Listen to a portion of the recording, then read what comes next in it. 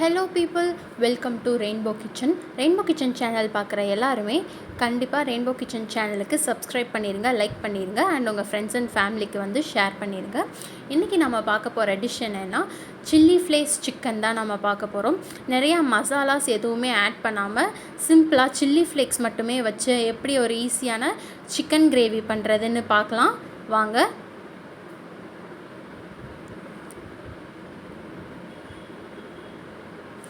அதை செய்ய நமக்கு தேவையான பொருட்கள்: 1 கிலோ சிக்கன், சின்ன வெங்காயம் 1 கப், 2 தக்காளி,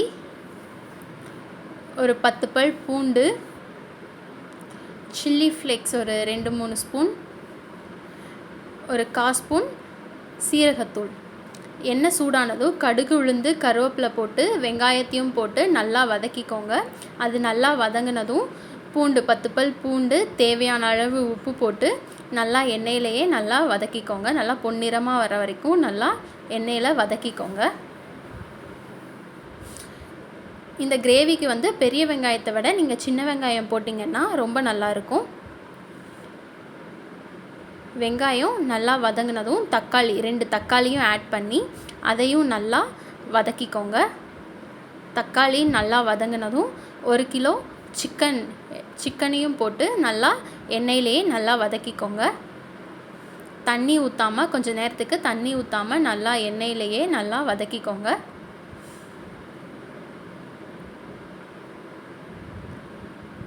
இந்த மாதிரி நல்லா தண்ணி ஊற்றாமல் நல்லா வதக்கிக்கோங்க.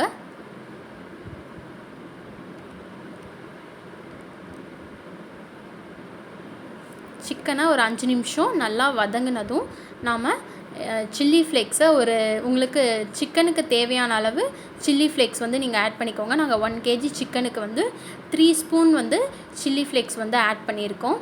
உங்கள்கிட்ட சில்லி ஃப்ளேக்ஸ் இல்லைன்னா ரெட் சில்லி வந்து நல்லா மிக்சியில் போட்டு நல்லா அரைச்சிக்கோங்க. அதுவே ரொம்ப நல்லாயிருக்கும்.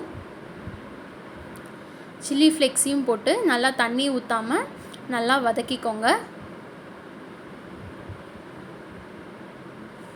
இப்போது ஒரு 1/4 ஸ்பூன் சீரகத்தூள்,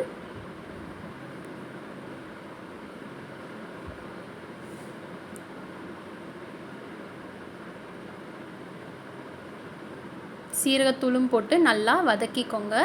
தண்ணி ஊற்ற வேணாம். இப்போ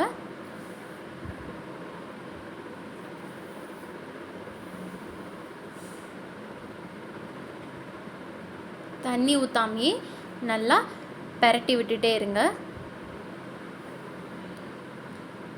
இப்போ கொஞ்சமாக மஞ்சத்தூள்,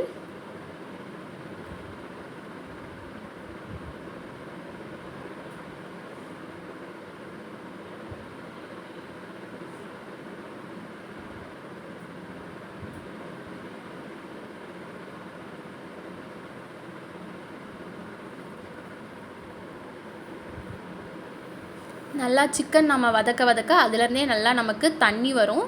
ஸோ இப்போதைக்கு தண்ணி ஊற்றாமல் அப்படியே நல்லா அதை எண்ணெயிலேயே நல்லா வதக்கிக்கோங்க. ஒரு 5லேருந்து 10 நிமிஷம் வரைக்கும் நல்லா எண்ணெயிலேயே வதக்குனதுக்கப்புறம் கொஞ்சமாக 1 டம்ளர் மட்டும் அந்த சிக்கன் வேகிற அளவுக்கு மட்டும் தண்ணி ஊற்றினா போதும். ஒரு 1 டம்ளர் மட்டும் ஊற்றிக்கோங்க.